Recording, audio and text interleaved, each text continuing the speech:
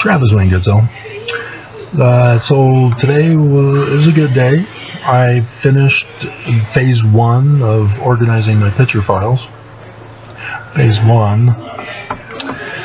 Got more phases to do. Sure would be nice if I had help. But I need more computers so that they can be working on the one computer to go to phase 2 and so on and so forth, but regardless. But one of the other tasks that I have ahead of me, which is way down the list, because if it's just going to be me, it's way down the list. If I had help, I could get somebody to work on that one, is to take all of the stellarium pictures that I've obtained, because I didn't realize when I started it that I would need to organize the pictures, let alone the stellarium pictures, into an organized file system for easy, quick referencing with the amount of pictures I've obtained over the years. And so all of them will need to be relabeled with the date of the particular screenshot of them. And so now I at least got phase 1 done. So that's, a great relief. I've accomplished something in my life. Still recovering from the person who got me sick. And fixed my finances. So things should go a lot smoother now. Because I got screwed over by the church, sabotaging my business that I didn't even get to start.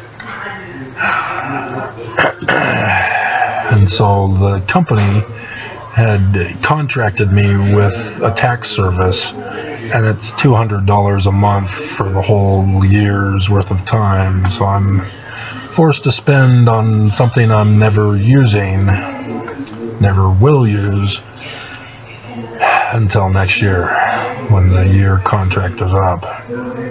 So that sucks. So yeah, the church knows how to screw people over. When you testify that Joseph Smith is true and the Book of Mormon is true, just not literally true. That they're Jewish. Yeah, they don't like that, apparently.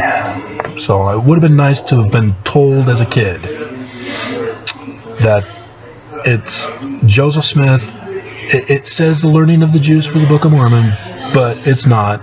This is wrong. Joseph Smith is wrong when he says that it's a Jewish Christ from Nephi. He's wrong.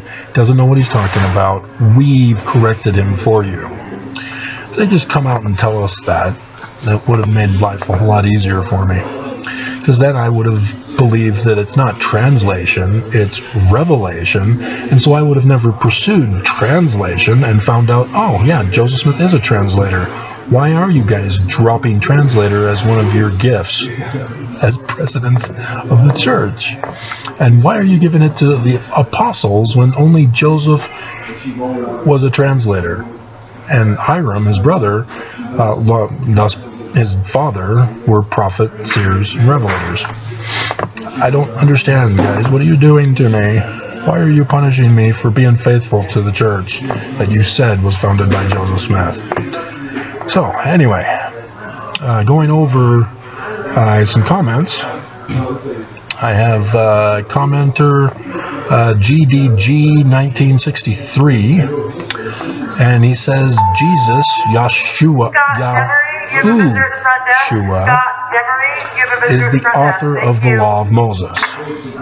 And he's responding to my video, Christians Outraged with Mormons Replacing Their Chosen Jesus Christ. And so immediately I see what he's doing, and he is a little bit ignorant, even though he thinks he's in a position of superior knowledge. He put Yahushua instead of Yahashua, and it doesn't matter. And so he does not know the history of why there are certain vowels in between the consonants. Because original Hebrew even Aramaic, did not have vowels. They were a consonantal alphabet. And anybody who knows would know. And so I'm kind of surprised he doesn't know, other than he heard someone else pronounce it that way or spell it that way, and then he agreed with whatever they were telling him to believe in, and he's perpetuating what they've taught him, which is misinformation. But when you have knowledge, as I do, you can identify this. And to help explain another commenter who I had to ban, he was trying to say that the Jews and Christians and even Islam have one God, therefore they're right. Remember that video? Probably not. It has very few views. Well, if you put the historical context in line, you first have Constantine, 325 CE. If you don't understand what Common Era is, you need to go to, hold on a minute. Oh, no need to take a pause.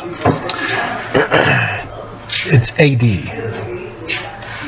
I'm using the science terminology rather than the Christian biased versions. And so Christianity was first. Islam was 600 CE with Muhammad. That's when he founded Islam.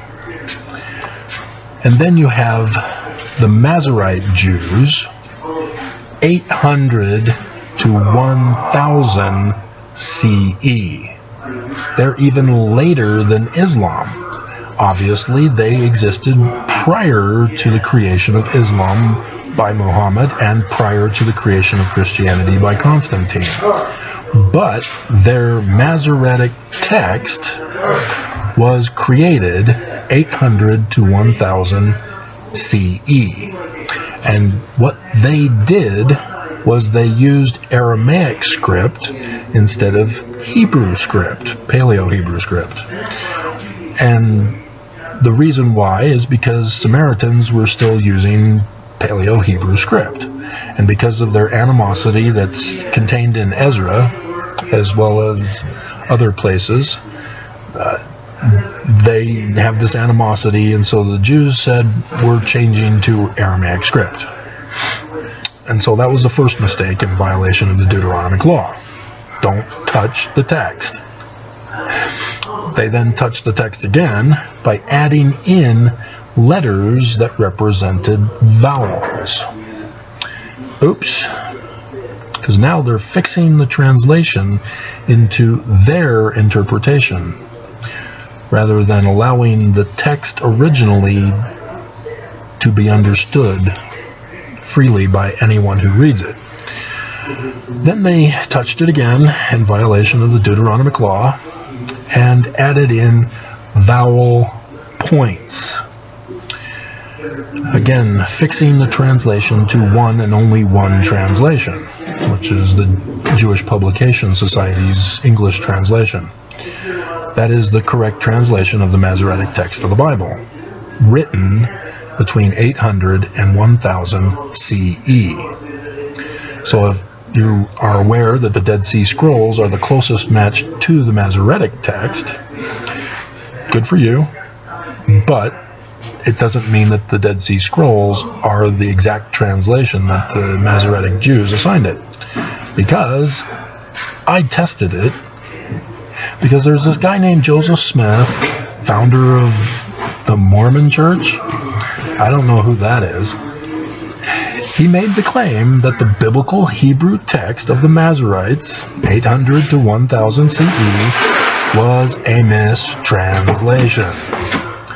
And so, yes, I went into the field, studied it, found out, oh, sure enough, Joseph was right, and learned the answer that I had the question to, that everybody, including the church, said, nope, Joseph is wrong. Joseph is right.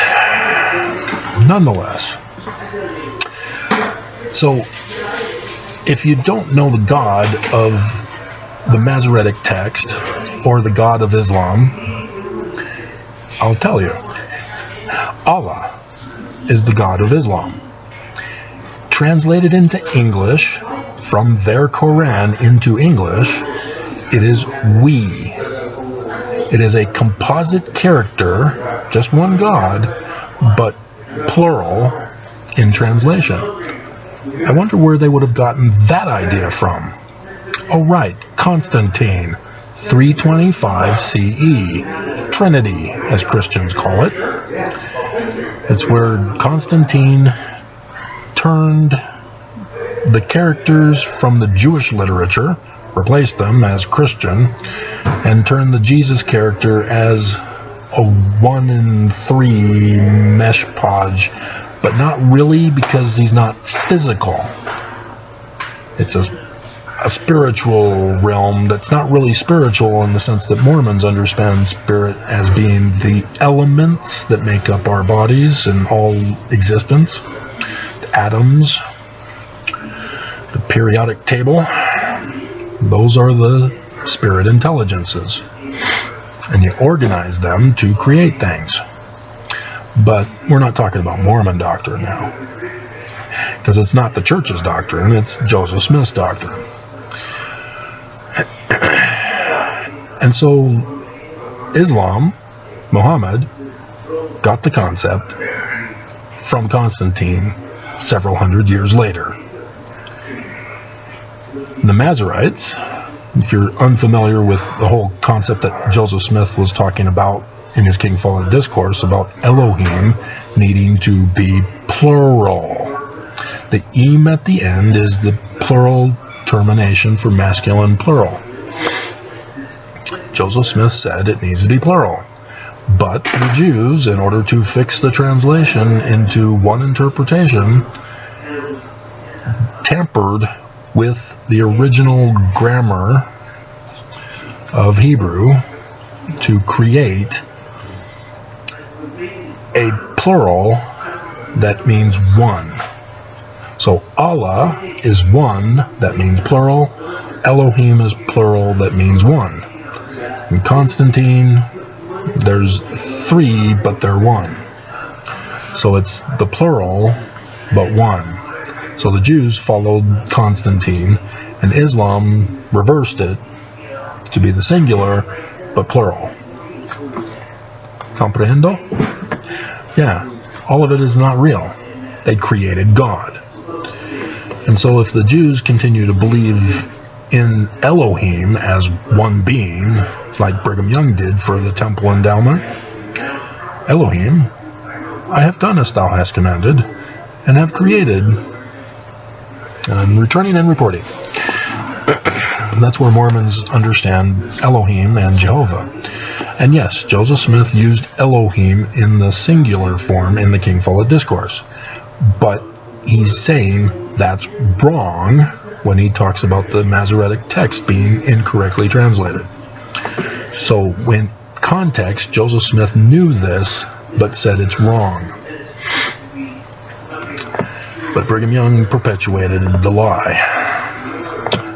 So, with that in mind, he rambles off about his religious beliefs, but says, and this is what the video is about, he says that he was born, this Jesus Christ, was born 11 September 3 BC. Wow, that's brave of you, because if he's watched my other videos, he knows I have a Stellarium program. I can fact check him. And yes, that's where we're going. I fact checked him. And so there's some complications if he's going to claim this, because Herod the Great still died in 7 BCE. This complicates the text, because he's going to have to claim that the text is wrong to say that Herod, he's going to have to move Herod to a different date. Or remove Herod and put the next successor that was alive during this time as the actual king of the Romans. So he's got some explaining to do. So I looked it up. What do we got? Bibbidi bobbidi boo. And so they have a 0 year in the program, rather than putting in the program that 0 doesn't exist, because you go from 1 AD to 1 BC. And so you need to understand that. So it's 2 BC, even though it's actually 3 BC. Okay? The Hebrew calendar program online that I referred to likewise has the similar problem. You have to know this, and so you have to do 1 less year of what the BC is that you're looking for, in case you decide to go to it. It's cgsf.org, I think. Let me verify. cgsf.org.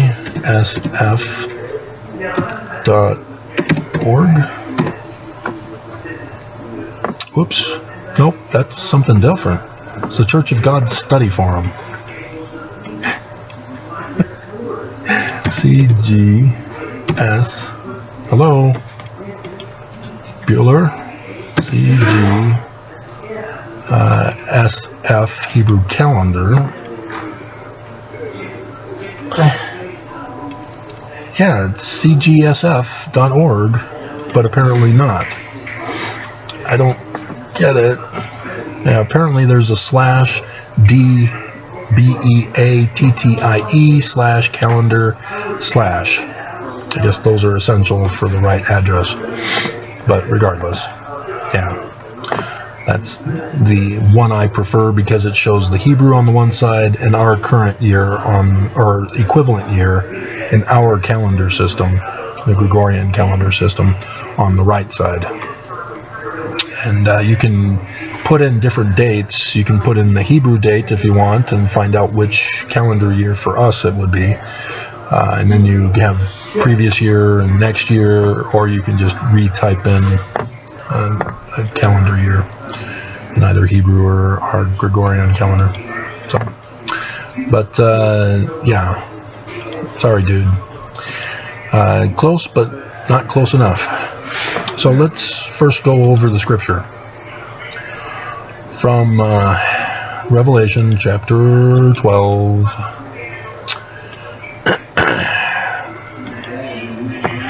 From the King James Version. Whoops.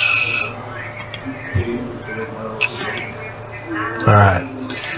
And there appeared a great wonder sign in the heaven. A woman, Virgo, clothed with the sun, the moon under her feet, and upon her head a crown of 12 stars. She, being with child, cried, travailing in birth and pain to be delivered.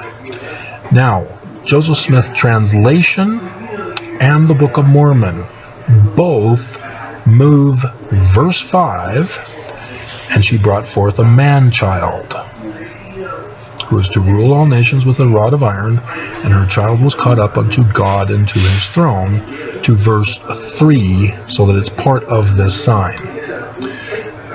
We can confirm this by actually finding out the sign in the heavens.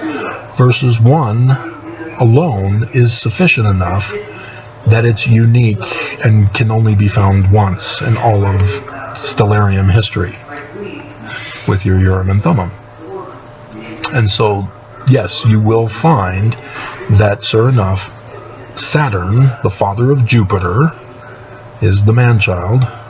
Saturn is in Ophiuchus, which was understood by the Babylonians as the throne of God. So confirmed that this is the case.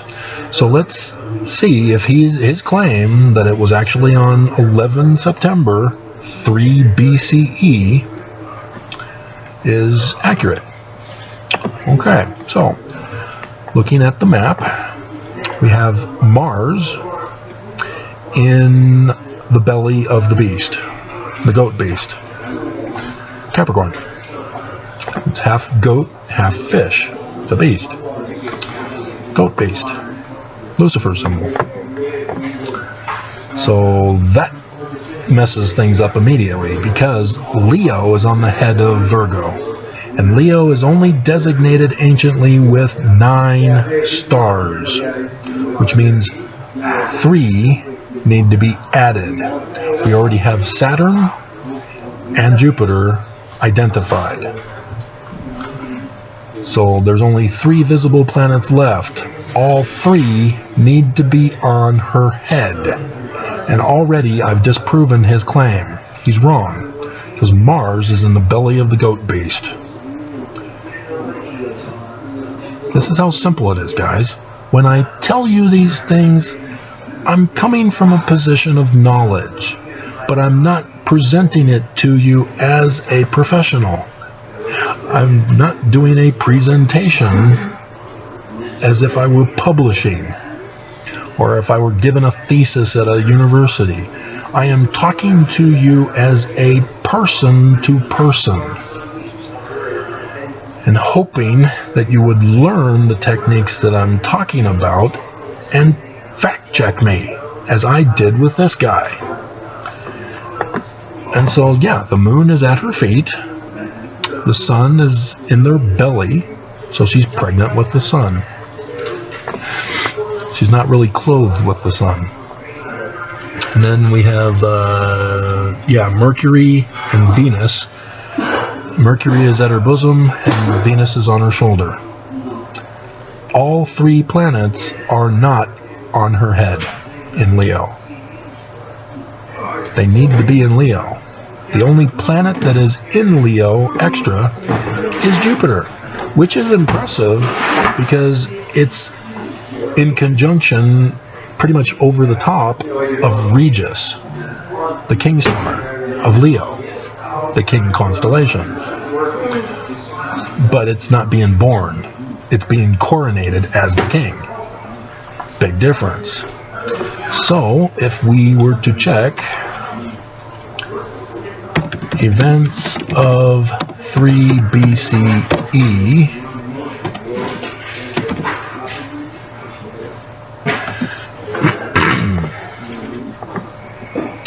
okay, 3 BC Wikipedia. The death of Antioch II, which means he would have had to have been replaced with a successor.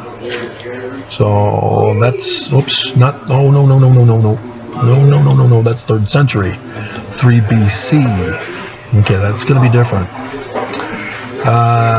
Let's see.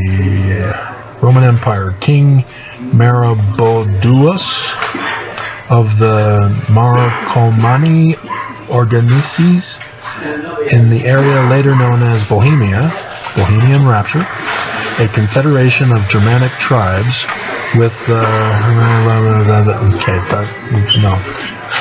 Lucius Dominatus commands the Roman army in Germania. Okay, that's not helping me. Let's see. There's some births, but that's not what we're looking for. So nothing.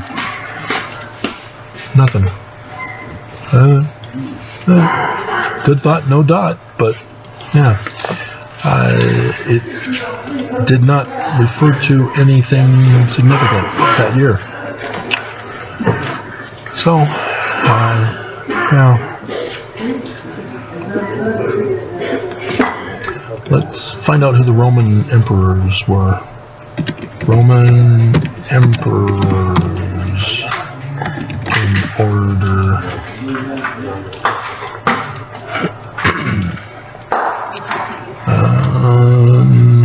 Let's see.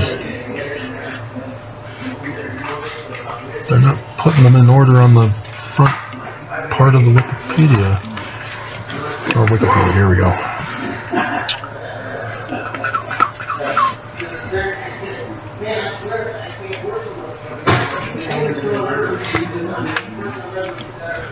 Okay, so 27 BCE to AD 14 is Caesar Augustus. So it's not Herod, but Caesar Augustus. Then Tiberius and Caligula. Oh, he's a fun one. As I say mockingly. Alrighty. And so, yeah, Herod was a subset over the Middle East area. So, let's see.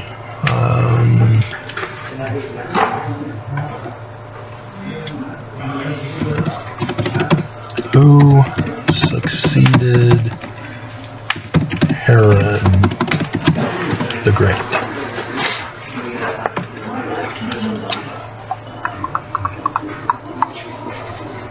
Herod Archaeus and Herod Antipas, Philip the Tetrarch, and Salome the First were involved with the succession. Because, yeah, there's a fracturing and splitting up of the kingdom. Yay! So, he was born 72 BCE, and they're confused as to when he died. There's one that says 4 BCE, there's another that says 1 BCE, whether it's Schroeder or Filmer.